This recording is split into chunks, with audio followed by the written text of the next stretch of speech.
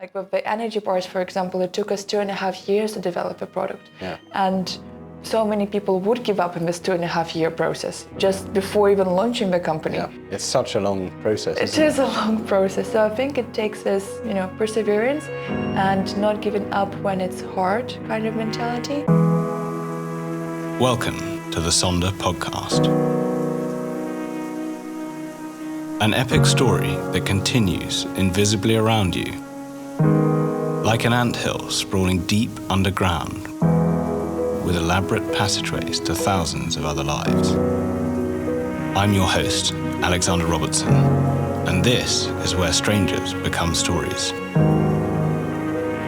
Hello listeners, and welcome back to the Sonder podcast. I'm your host, Alexander Robertson, and this is where strangers become stories. I'm absolutely delighted to be joined here by Arina Kuzmina. Welcome, Arina. Thank you so much for coming. Thank you so much for having me, Alex. It's such a pleasure to have you here, and thank you for your precious time. Thank you. And just to introduce Arina, she's a holistic health coach, co-founder of RawQ Foods, a brand dedicated to promoting nutritious plant-based foods. You have a huge passion for wellness and sustainable living, which is, having had a coffee together and caught up, that shines through, and it drives you on your entrepreneurial journey. So in this episode, as usual, we'll be exploring your path, seeing how you got to where you were, how you became a health coach, the challenges you faced. The challenges in particular, I think, and the listeners would like to hear, is how RawQ started, and the insights into building a really strong personal brand, which is obviously one of the things you're known for. So welcome to the Sonder podcast, and we're so happy to have you here, Arina. Thank you so much for having me, and super excited to explore the path. Superb. So let's start with a question about, where you came from. So can you share some memories from your childhood and upbringing, where you're from, what it was like, and then what were the most important values that were instilled in you during that time?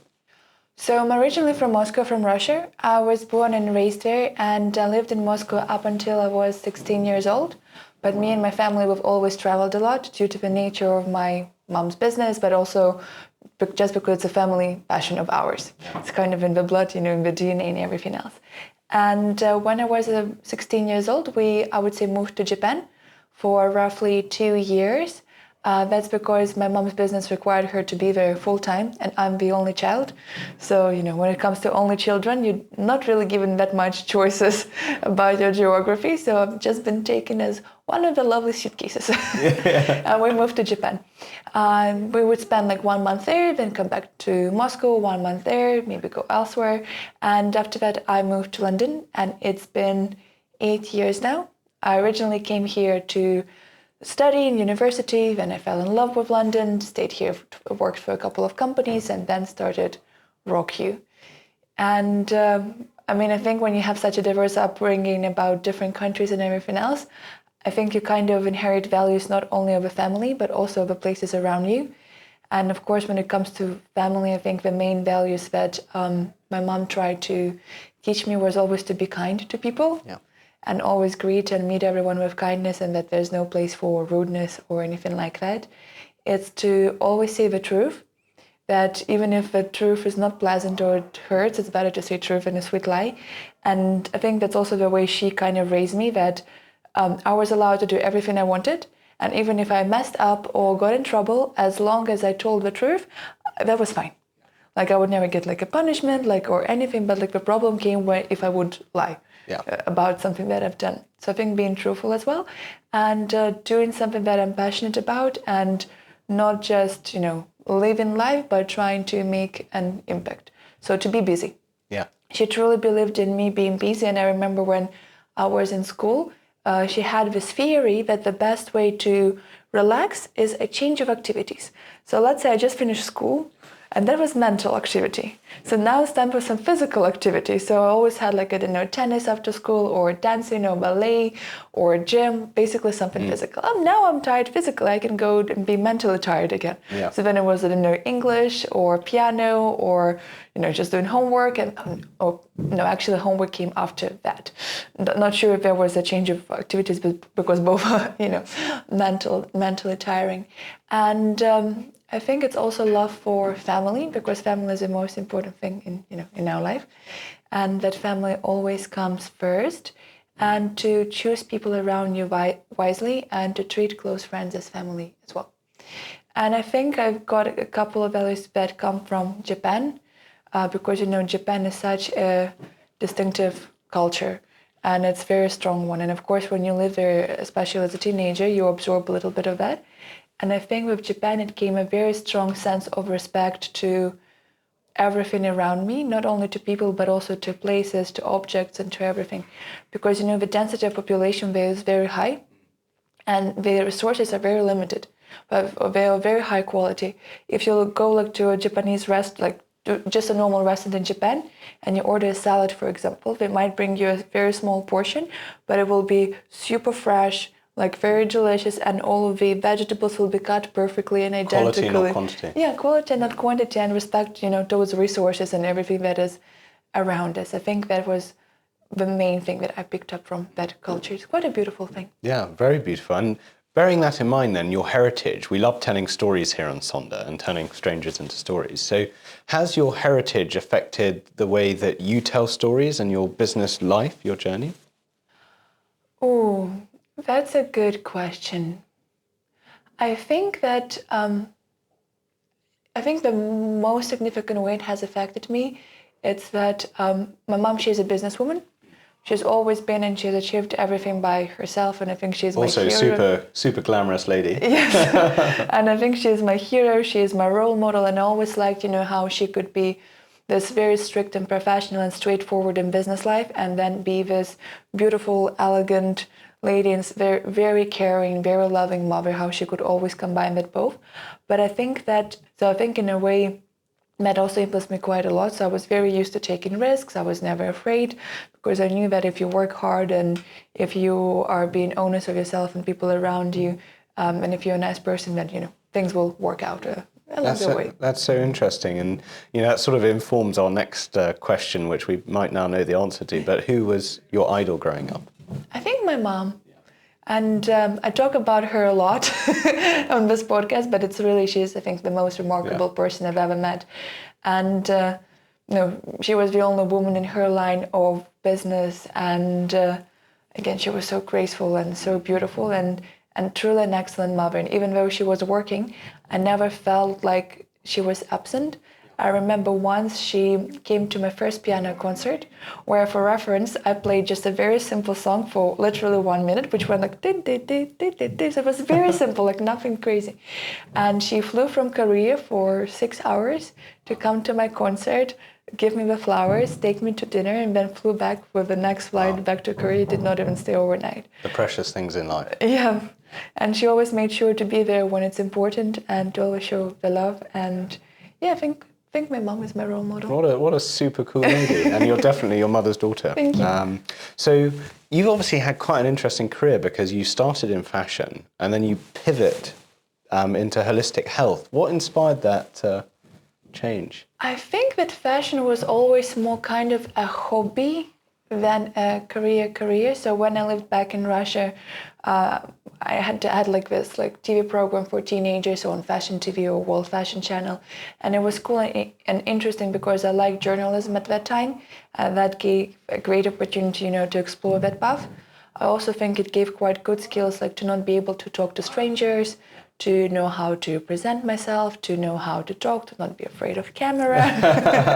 And these are all great things especially when you grow up. Yeah. And, to know how to present yourself to people, even if you're not in journalism or not on camera, that's a great skill to have. So, and plus, it allowed me to travel the world even more and even further and meet the most incredible people. With World Fashion Channel, we once went to Venice Film Festival. Fantastic, I interviewed. What a great time. It was fantastic. I fell in love with Venice, I fell in love with movies. It was truly a beautiful, magical time. So that was a nice experience. So I think it was more for that side. And after that, I did not really know what I wanted to do.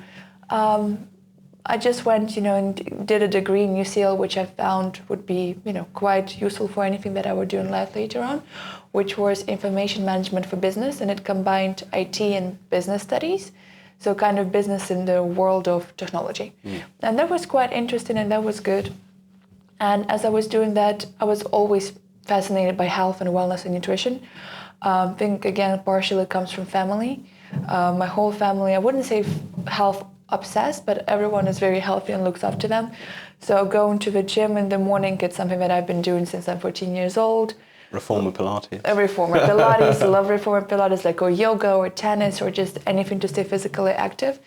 And all people in the family believe that it's not just for physical health, but also for mental health.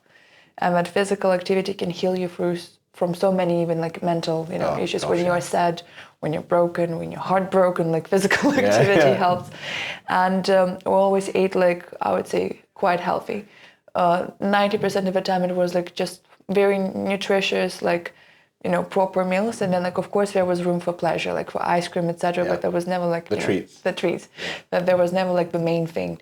And even when I was a kid, between 6 and 16 years old, my mom went to this beautiful place in Thailand. It's called Shivasam. I think she went in the 90s or early 2000s. And it's basically a wellness retreat place.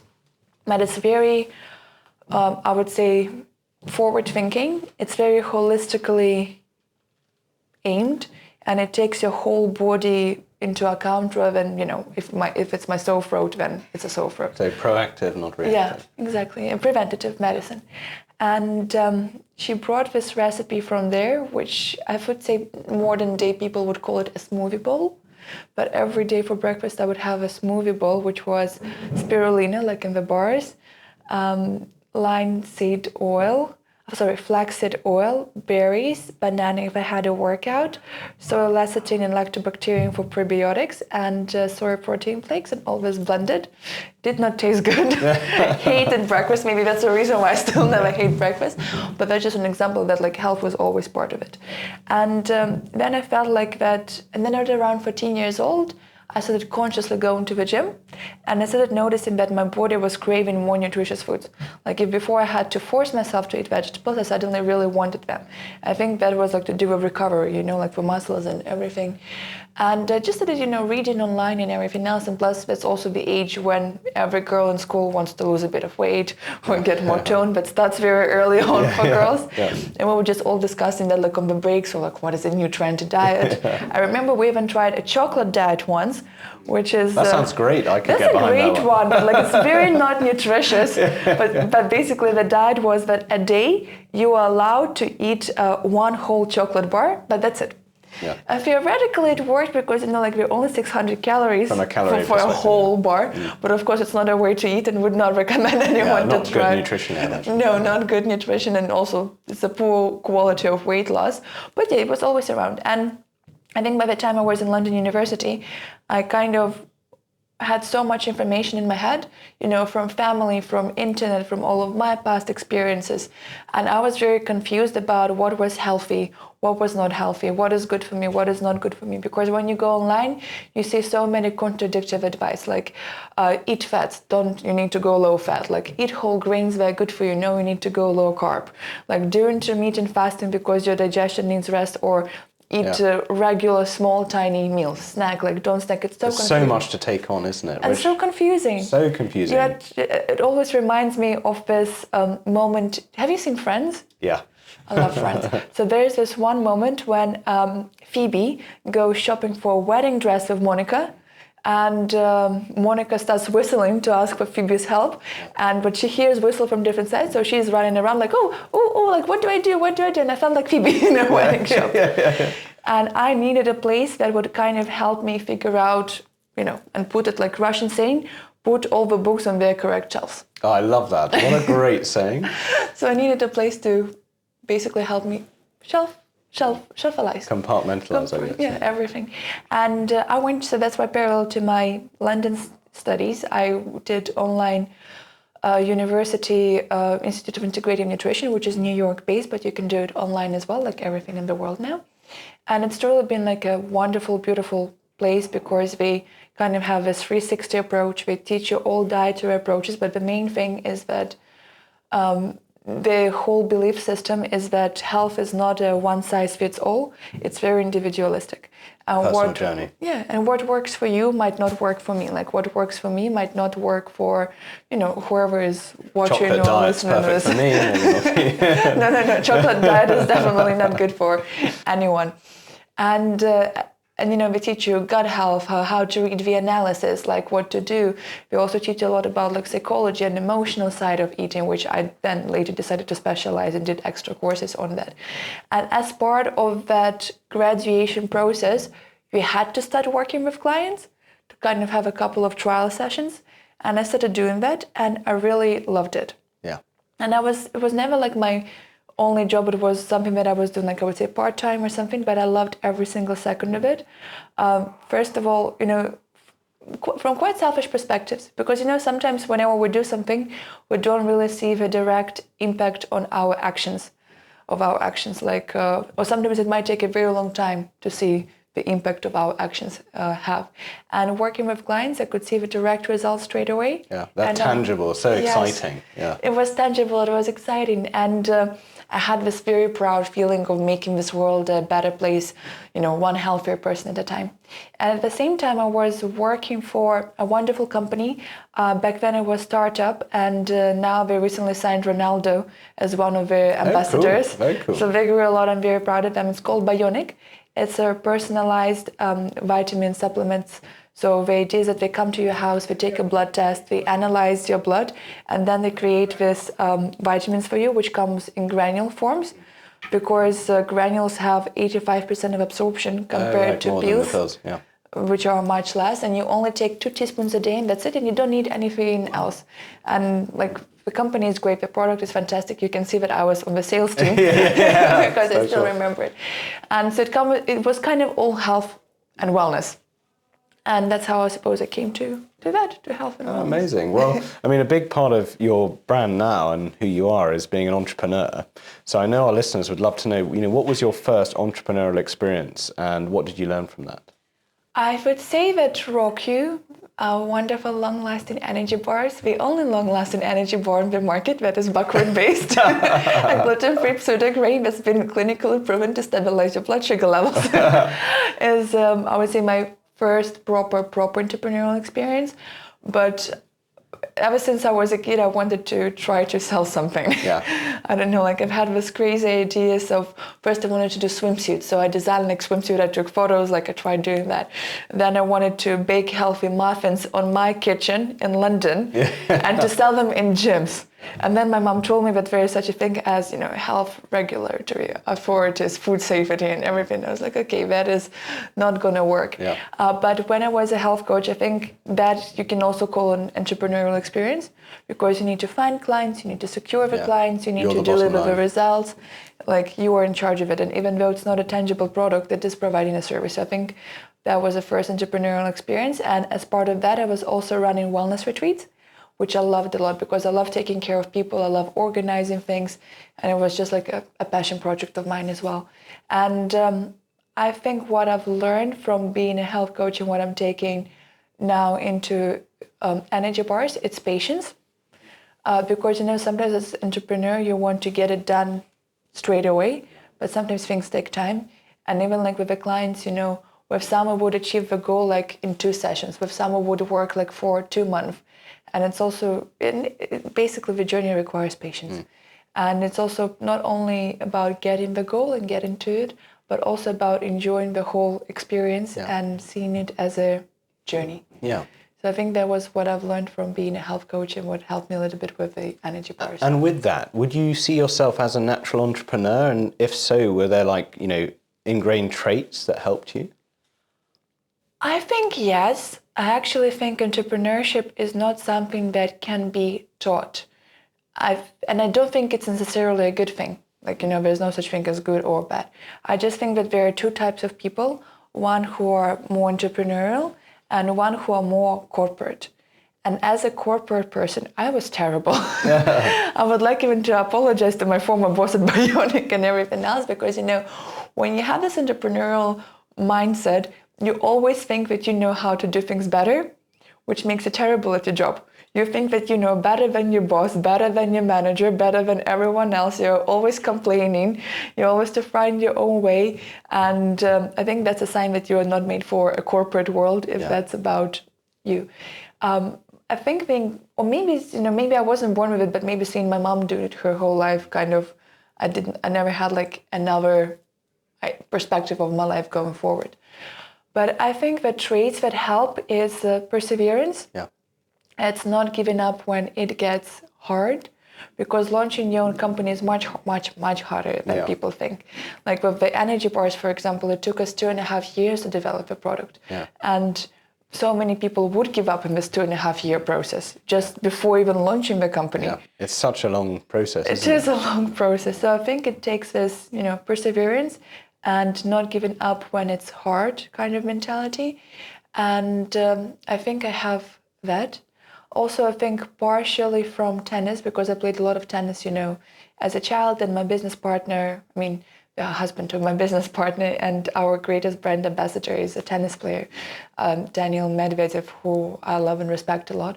And just when you're also in the tennis world, you can see these qualities there as well. So I think that also if you do any sports as a kid, it kind of also cultivates with you that, okay, maybe you lost a match today, but it doesn't mean that you need to put down the racket. You just need to learn from the mistakes and then continue going forward. So I think these are the main qualities that kind of helped me. And obviously tough journey, but in 2022 you founded RawQ. So what inspired that? What made you want to take on all that sort of? Actually, my best friend of, I think, 12 years now, and a mother to my wonderful goddaughter, Alisa, who I love the most in the world. Shout out to the goddaughter. Shout out to a beautiful daughter, Alisa. When you're a bit older, you will see it and you will smile, because she's only 2 now. And so her name is Daria, and she's a wife of a tennis player, Daniil Medvedev. And during pandemic, I came back to Moscow for quite a bit of time, and I mastered this wonderful recipe of healthy brownies, like really good. So the first layer was a brownie, the second layer was coconut or cherry, and the top layer was chocolate ganache, but it was grain-free, gluten-free, everything else free, it was very low calories. And I had an idea of maybe launching it in Russia. But the problem was that the margins were terrible with it because the ingredients were very expensive and the shelf life was terrible. So unfortunately, it wasn't as scalable in terms of retail type of product. And then I was telling Dasha that I want to do this and want to do that. And she was like, oh, I have another idea for you. So Daniel, he eats energy bars on a daily basis, but he genuinely, the whole team and Dasha included, couldn't find the energy bar that he could eat to match his requirements. Because there are so many bars on the market, but believe it or not, majority of them are generic. You can go to the supermarket and, and experiment, because those that claim that they are low sugar usually are very high, usually have a very big amount of artificial ingredients. And that's why they are low sugar. And those that are high in sugar and are natural, they're high in sugar. Yeah. And the reason for that is because the main ingredient is either dates or agave syrup or brown rice syrup or any other kind of syrup. And even though all of those ingredients can be considered healthy, when they're the most abundant ingredient, they are simply too high in sugar. And what happens is that your blood sugar level goes up and then it quickly drops. And you get mood fluctuations, like you get suddenly, sad, you get irritated, you get sleepy, you get tired, you have an energy crash, you feel sleepy, you just want to take a rest, you don't basically have the energy to keep going, and you're also hungry, in around 1 hour or something like this, because you don't have the sustained energy release. And we really couldn't find the bar, so we decided to create our own. And we first came up with the idea to use buckwheat, which is a grain that is very popular in Japan, for example. They do soba noodles from it. And it's an ancient pseudo grain that, despite the name is gluten-free, I think I should start a petition to rename buckwheat, because the sweet really does not help in marketing. Yeah. I need to always highlight that it's gluten-free. And it's been clinically proven to stabilize your blood sugar levels. And we're the only company to use it as a main ingredient. And we then created the samples on the kitchen. And then it took us, 2 years to scale it from kitchen level to the manufacturing level, because 87 facilities turned us down. We didn't even want to. 87. Wow. 87 is, I think I will remember Talk about this number until the rest of my life. Yeah. I think entrepreneurship actually teaches you very well how to accept a no. Yeah. Because no is the most common answer that you hear in this world. And turned us down because we didn't even want to try, because in their opinion we were removing the binding ingredient that holds everything together by removing the syrupy part, the syrupy texture. And then we found a lovely manufacturing facility, it's family owned, and it's located in Hampshire, so not far from where we are sitting now.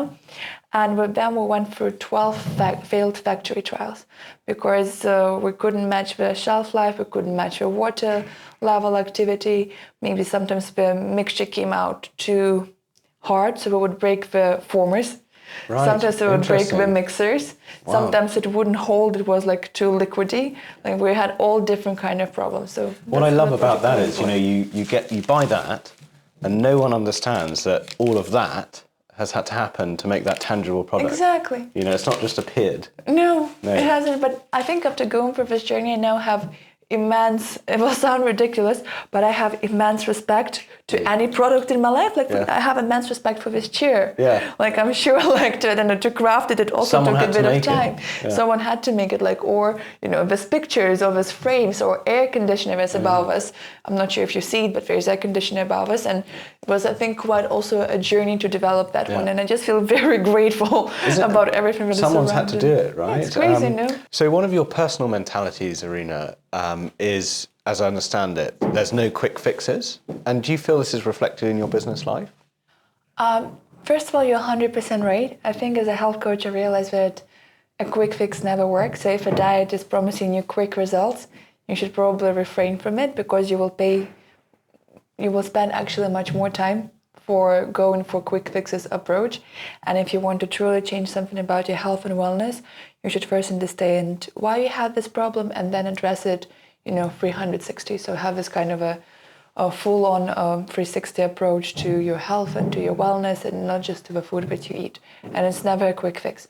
And I think it definitely transitions into business, again, to understand that it takes time.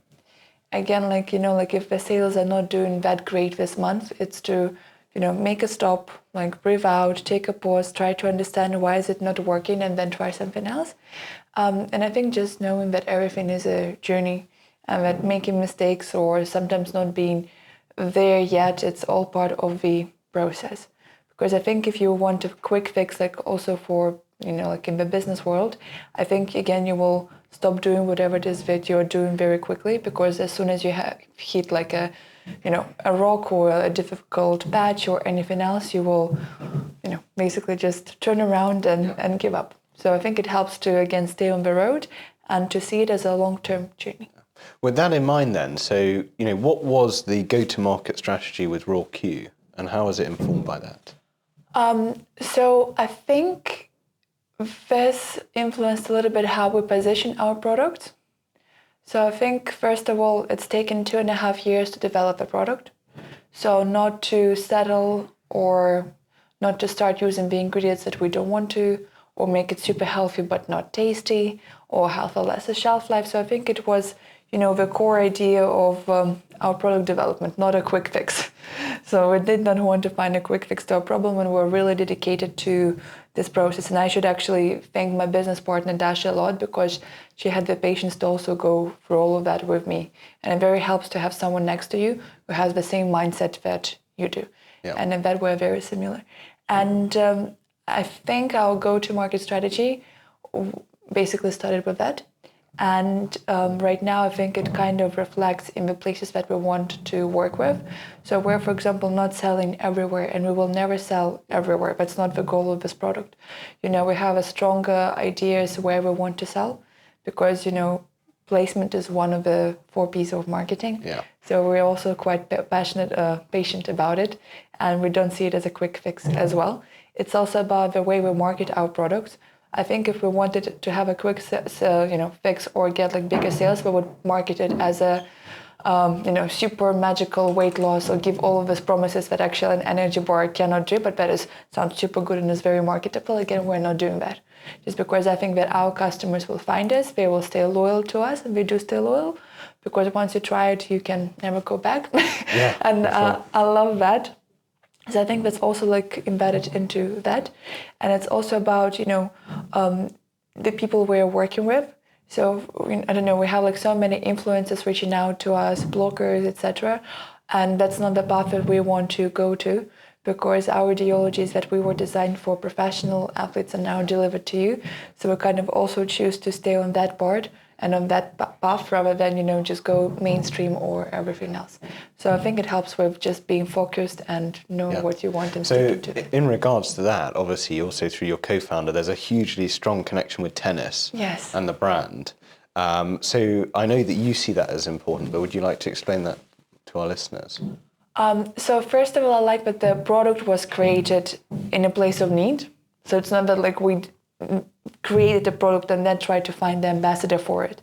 We created the product specifically for Daniil, and I think it is quite a nice story because we don't need to fake it, we don't need to pretend like that's what really happened. There's some integrity there. Yeah, there's some integrity there.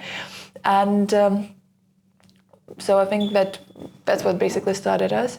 Then I also think, because Dash is in the tennis world, I'm now in the tennis world, again, like this never give up mentality helps a little bit. And we, I think, all learned it from tennis, that if you just keep going, then eventually you will be a US Open champion like Daniil was.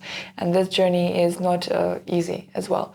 And I think it also helps to, especially when you're starting a company, it's very good to have someone you can kind of be a reliable source of confirmation that your product is good for the general world. It's because we know the product is good, but then Daniil is of course respected a lot, and for them their bodies is their entire career, so of course we take very good care of it. And if he trusts this to fuel his body, then you can also trust this. And this transfer of trust really helps a lot when you're starting a company. It kind of like gives you like this false start that you are not starting from 0, you're starting like, let's say, from 10. Of course, it will still be difficult, but at least you have this confirmation from someone who is respected. And I think that helps a lot in sales, when you're talking to people, when you're explaining it. It's just like a great reference point. So interesting in the sense that most brands build a brand, then they look for ambassadors, whereas you built your brand on essentially the ambassador. True. So though you're not in a rush as a business, what's the sort of short-term, mid-term, long-term goals here? I think short-term goals is, I think that's what I will be focusing on mid-term, from within now and up until I think summer, is to make it not a startup but a small proper company, because at the moment we run everything ourselves and it's quite tiring, and also one person can't be good at absolutely everything. And when you're trying to do it all by yourself, you sometimes forget things, not because you're forgetful or because you don't care, but just because one brain or two brains can only hold this much. So I think the short-term goal is to kind of get a small but a good team. We're now hiring a new PR agency that we will be working with. We will get help of a digital agency to help us run the ads, to help me monitor the website, things like this, to get like an assistant, to get a proper accountant to work with us on day-to-day basis. So to kind of do that, to also I think stabilize the sales level and to go on continuous growth, even though small but continuous, through digital ads and through online sales. And we're also currently in the talks with some of the bigger retailers, which I'm very excited about, but I don't want to jinx it. But they're UK based, so I think that also offline presence will give us great exposure, and again will be the transfer of the reputation. We're not talking to Boots. I will just use Boots as a reference. Like, let's say, for example, if we were to sell at Boots, then people who go to Boots know that Boots sells healthy things. So if we see it in Boots, then okay, it's a good product. And maybe then when we see our online ad, but people are like, I saw it in Boots. Like, let me actually try it. So I think that getting increasing our offline exposure, it's also the mid-term goal. And I think we're also looking to expand in our product line.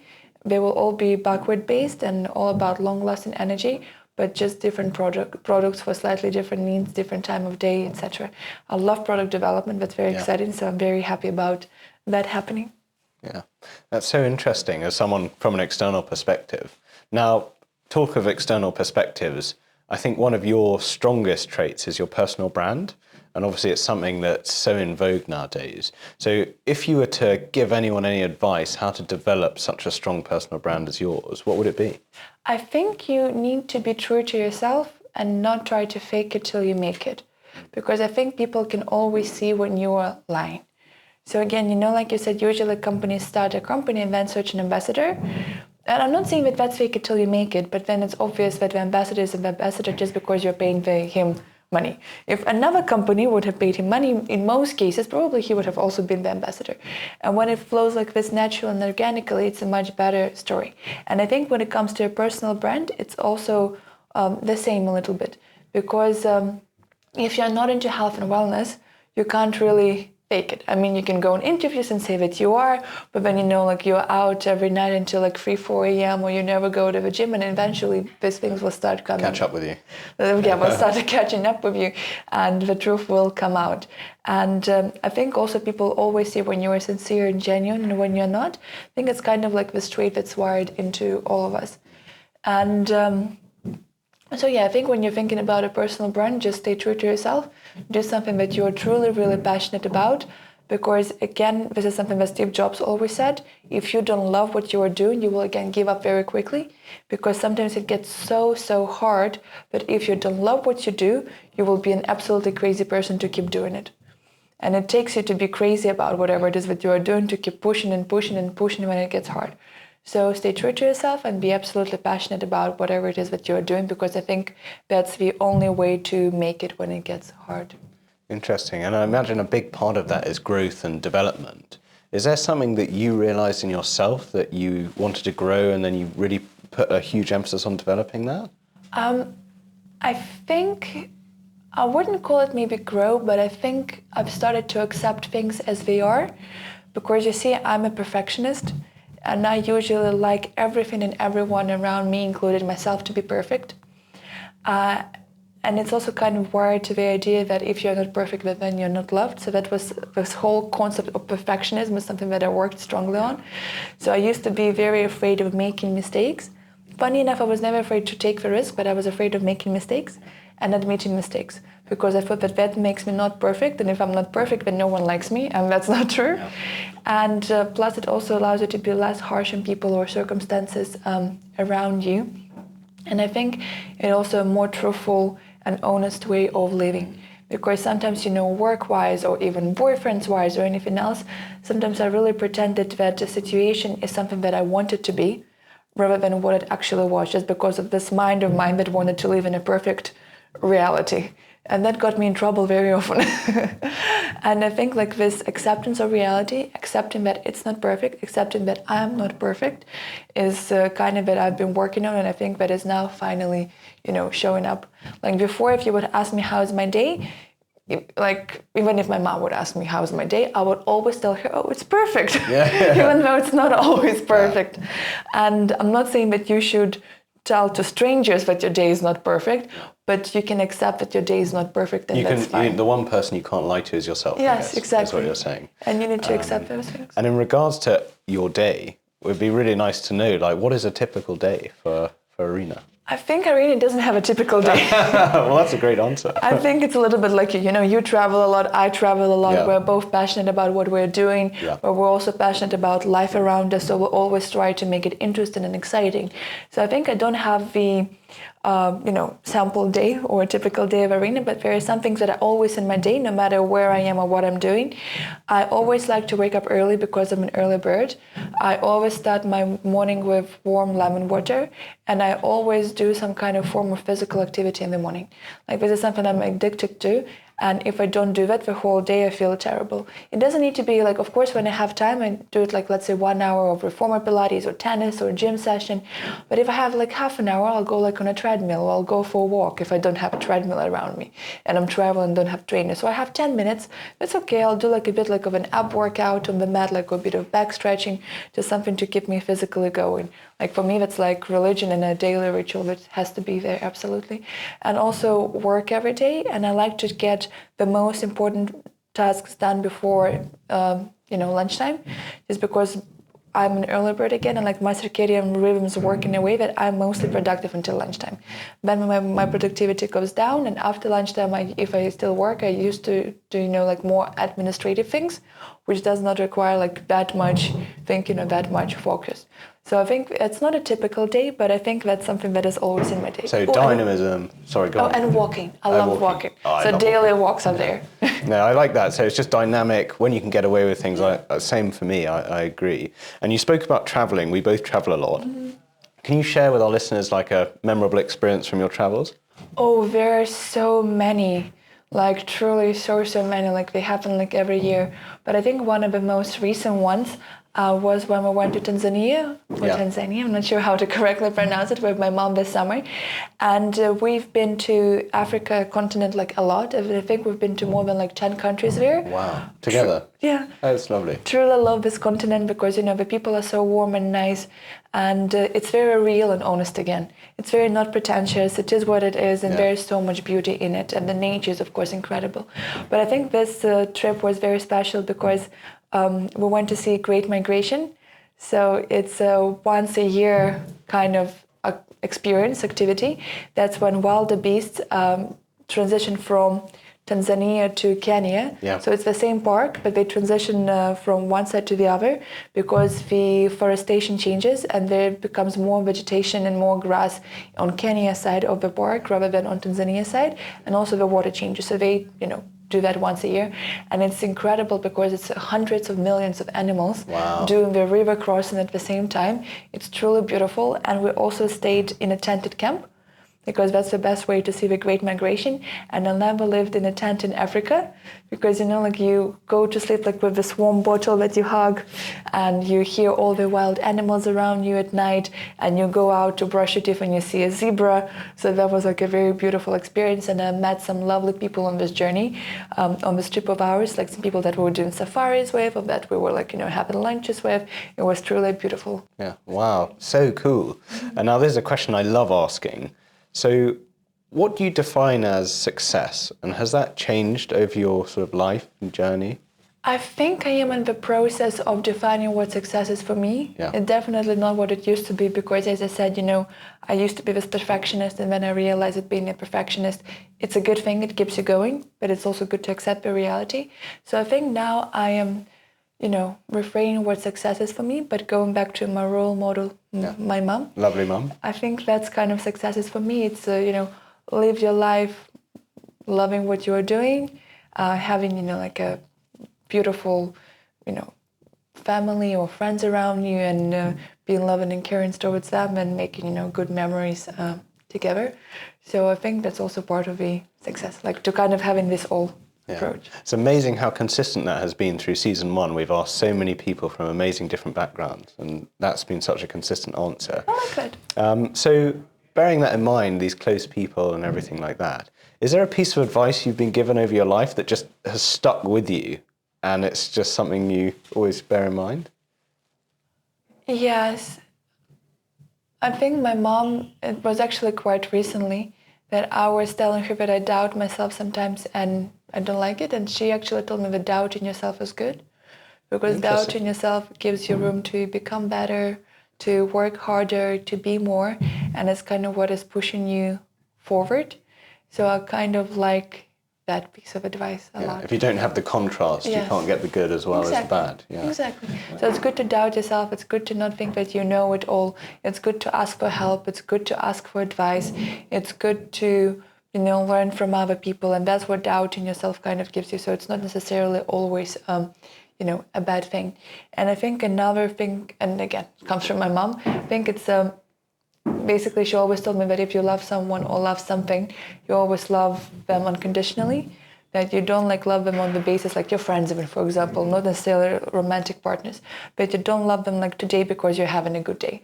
You love them every day. It's not transactional. Yeah, not regardless of what you're getting from it, or how your day is or how your life is. It's just something that you do in general. And we, part of Sondra is, that everyone lives a vivid life like a story. Mm-hmm. And in your story, would there be a scene in the movie that really shaped who you are? Is there a moment that you were like, gosh, that has changed my life? I think there would be several scenes. I think I wouldn't have one particular scene. Or, I think the reason, for example, living in Japan shaped me a lot quite as a person because I learned to enjoy my own company there, which I think is a great skill to have. I think obviously meeting Dasha, my business partner, was this butterfly effect moment because that moment changed so many things in my life. like bang, like if I wouldn't have met her, like we wouldn't have had the company now. If I wouldn't have had the company now, I doubt that we would have been talking now. So, like it's one butterfly effect that changed everything. Maybe moving to London was one of those decisions as well, that had the same. And I think the reason why I can't specify one exact moment is because maybe I cannot connect all the dots to this point. It's again, I love Steve Jobs a lot. And it's another piece of advice that he gives from his Stanford graduation speech. He says that you cannot connect the dots looking forward, but you can connect them looking backwards. Wow. That maybe right now not everything makes sense, but in the future, when you look back on this moment, you realize that this was another dot that had to lead to another dot and to another dot and to another dot.